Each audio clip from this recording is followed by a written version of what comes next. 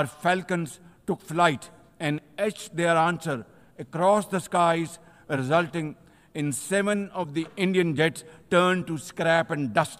A decisive response. Sir जय हिंद। अनुपम Tiwari sir जय हिंद, बहुत बहुत शुक्रिया समय देने के लिए। Thank you sir. जय हिंद राजेश जी, बहुत बहुत शुक्रिया, आपने एक बार फिर से मुझे बुलाया। आपके सम्मानित मंच पर बैठना हमेशा एक अच्छा लगता है। शुक्रिया सर इस तारीफ के लिए, thank you. Anupam sir, UN के मंच से पाकिस्तान के प्रधानमंत्री ने वो ही दावा किया जो डोनाल्ड ट्रंप कम से कम 40 बार दोहरा चुके हैं कि 7 फाइटर जेट गिरे। डोनाल्ड ट्रंप ये तो नहीं कहते थे कि किसके गिरे, लेकिन यहां पर शहबाज शरीफ की तरफ से दावा किया गया कि 7 के 7 फाइटर जेट हमने भारत के गिराए। मैं थोड़ा सा हैरान था क्योंकि हमने किसी फाइटर जेट का ना तो कोई मलबा देखा, ना कोई वीडियो देखा और ना हमारा कोई पायलट घायल हुआ। ऐसा नहीं हो सकता कि 7 फाइटर जेट गिरे, एक भी वीडियो सामने ना आए और एक भी पायलट घायल ना हो। तो कैसे उनकी स्टेटमेंट को हम देखें, क्योंकि आप एयरफोर्स से जुड़े हुए हैं, क्या वाकई में सब कुछ ठीक है एयरफोर्स के अंदर या हम कुछ छुपा रहे हैं सब? देखिए राजेश, पहले हम पाकिस्तान की ही बात कर लेते हैं। यूनाइटेड नेशंस में उनका भाषण मैंने भी सुना था, प्रधानमंत्री शहबाज शरीफ का, और उस भाषण में जो भी आप पॉइंट्स देखें वो ऐसा लग रहा था कि एक डेमोक्रेटिक नेशन का प्रधानमंत्री नहीं बोल रहा है, बल्कि वहां का सेना अध्यक्ष बुलवा रहा है उससे। असीम मुनीर भी साथ में थे, हम सबको पता है, और ये वो जो भाषा बोल रहे थे वो असीम मुनीर की भाषा। असीम मुनीर वो व्यक्ति है जो कि नैरेटिव सेट कर रहे हैं ऑपरेशन सिंदूर के बाद, और वो नैरेटिव इस तरह का है कि वो अपने आप को कुछ भी करके अमेरिका के और खासतौर पे डोनाल्ड ट्रंप के ज्यादा नजदीक ले जा रहे हैं। ये उनकी एक सोची समझी रणनीति है और शहबाज शरीफ भी उसी रणनीति का एक हिस्सा है। तो वो जो भी दावे उन्होंने किए हैं निश्चित तौर पर वो हिंदुस्तान को तो पसंद नहीं आएंगे, किसी को पसंद नहीं आएंगे। वो जिस तरह से एयरक्राफ्ट गिरने की बात कर रहे हैं, जिस तरह से वो कश्मीर इशू को वहां पर उठा रहे हैं, जिस तरह से सिंधु जल समझौता में एक तरफा भारत की कार्रवाई को गलत साबित करना चाह रहे हैं, तो ये बहुत सारी चीजें भारत के खिलाफ उनकी एक बयानबाजी और उनको एक ताकत मिली है।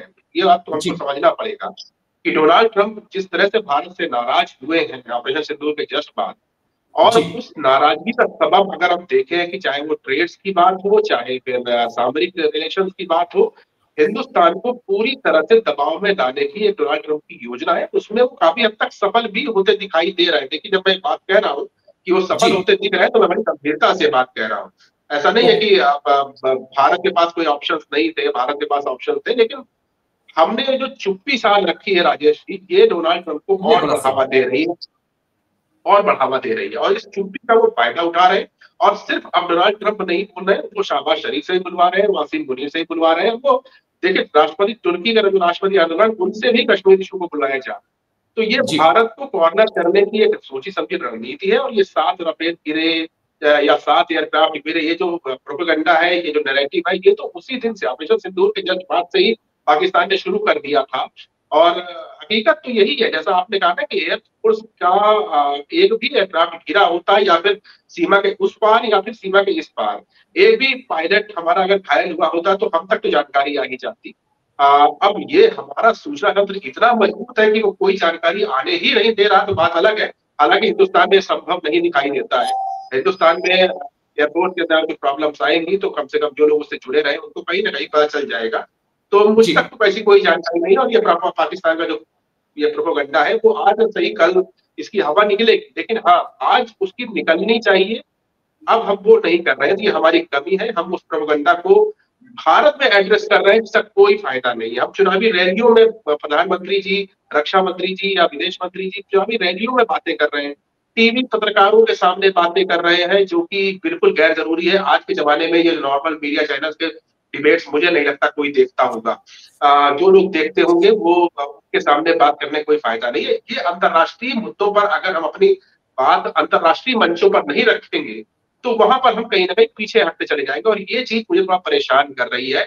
यूनाइटेड नेशन जनरल असेंबली में जब पाकिस्तान की तरफ से इतनी गलत बयानबाजी हो रही है, तो वहां पर उसका जवाब देने के लिए भारत की एक प्रतिनिधि है वो दे रही है। हमारे प्रधानमंत्री वहां से भी नदारद है।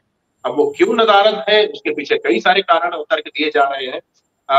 तो लेकिन मुझे बहुत गैर जरूरी लगा है कि कम से कम पाकिस्तान के प्रधानमंत्री का जो फाल्स प्रोपेगेंडा था, उसको काउंटर हमारे प्रधानमंत्री द्वारा वहीं पर किया जाना चाहिए था, न कि किसी बिहार की रैली में आने वाले दिन हो सकता है काउंटर करें प्रधानमंत्री जी, तो उसका कोई मतलब नहीं रह जाता। अब ये उनकी क्या मजबूरी है ये तो मैं नहीं समझता हूँ, ना मैं जानता हूँ ना मैं जानना चाहता हूँ, लेकिन हाँ इससे एक दुख जरूर होता है कि एक झूठ का पुलिंदा जो पाकिस्तान लगातार फैला रहा है और अमेरिका को सपोर्ट कर रहा है, उसको काउंटर करने के लिए भारत की तरफ से कोई ठोस जवाब सही जगह पर नहीं दिया जा रहा। जी, एक सवाल और, क्योंकि जिस वक्त आपने अमेरिका की बात की, हाल ही में हमने देखा कि डोनाल्ड ट्रंप और मुल्ला मुनीर और शहबाज शरीफ के बीच बंद कमरे में 20 मिनट तक बातचीत हुई है। और जिस प्रकार से बांग्लादेश के अंदर और नेपाल के अंदर अमेरिका अपनी मौजूदगी को बढ़ा रहा है, क्या एक खतरे की घंटी, एक अलार्मिंग सिचुएशंस आने वाले वक्त में भारत के लिए? देखिए राजेश, अलार्मिंग सिचुएशन तो उसी दिन से आ गई थी जब ऑपरेशन सिंदूर के बाद हमारे साथ कोई खड़ा नहीं हुआ था। ऑपरेशन सिंदूर होता है हम अपने लोगों की जान की परवाह करते हैं, ये दिखाने के लिए हमने आतंकवादी अड्डे उड़ाए। उसके बाद दुनिया में हमको अपने दूत भेजने पड़े, अपोजिशन के लोग भेजने पड़े कि अलग अलग देशों में जाकर के आप बताइए कि हिंदुस्तान ने जो कार्रवाई करी क्यों करी। वहीं से प्रॉब्लम्स क्रिएट होनी शुरू हो गई थी और वो प्रॉब्लम्स बहुत बड़ी थी। शायद हमारे जो ऊपर बैठे हुए लोग हैं उनको इसका अंदाजा नहीं था, या तो उन्होंने इस चीज को बहुत ही गंभीरता से नहीं लिया था। और उसके बाद आप देखिए आज क्या सिचुएशन हो गई कि दुनिया के हर एक मंच पर, चाहे वो अमेरिका का राष्ट्रपति हो, चाहे पाकिस्तान का प्रधानमंत्री हो, चाहे मुल्ला मुनीर हो या फिर टर्की का राष्ट्रपति हो, सब हिंदुस्तान के खिलाफ उल्टी सीधी बातें कर रहे हैं और हिंदुस्तान वहां पर जवाब नहीं दे रहा। तो प्रॉब्लम तो बहुत ज्यादा है राजेश, और प्रॉब्लम्स को आपको उसी समय काउंटर करना पड़ता है। अगर मुझे आज चोट लगी है तो मुझे इलाज आज करना पड़ेगा, न कि मैं उसको घाव को सड़ने दूं कि अपने आप एक दिन ये सही हो जाएगा या कोई ऐसा वक्त आएगा जब मुझे जवाब देने का मौका मिल जाएगा। ऐसे नहीं होता है। कम से कम अंतरराष्ट्रीय रिलेशन में आप चीन और अमेरिका का उदाहरण देखिए।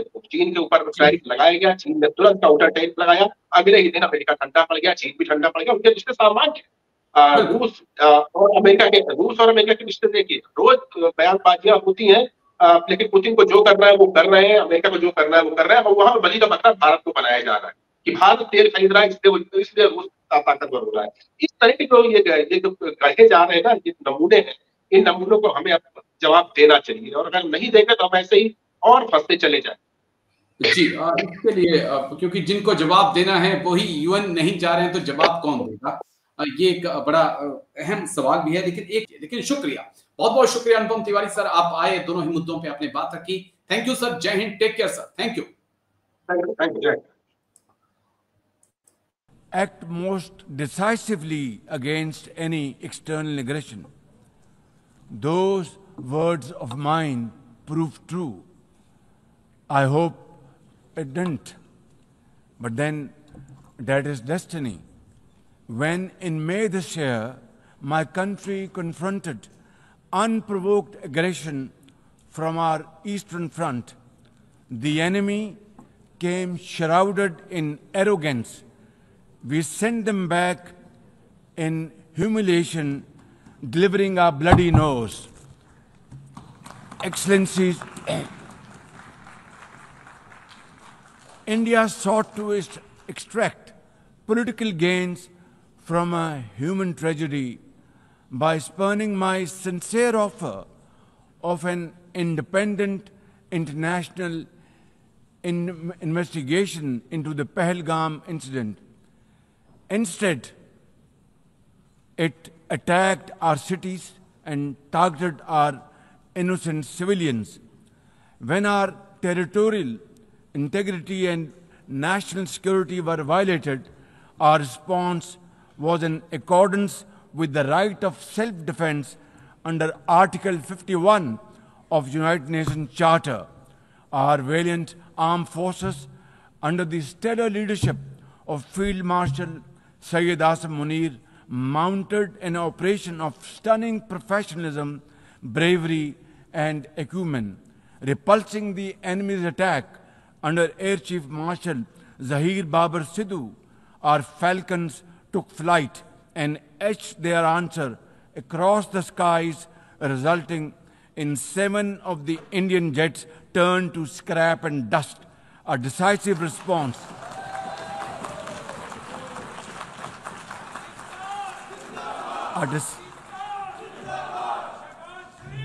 a decisive response to the aggressor that will echo through the annals of history. To the fearless architects of this victory, to every officer and soldier, heirs of our martyrs, their names are forever engraved in glory. To mothers of our martyrs, their courage guides our path forward, and their sacrifice shall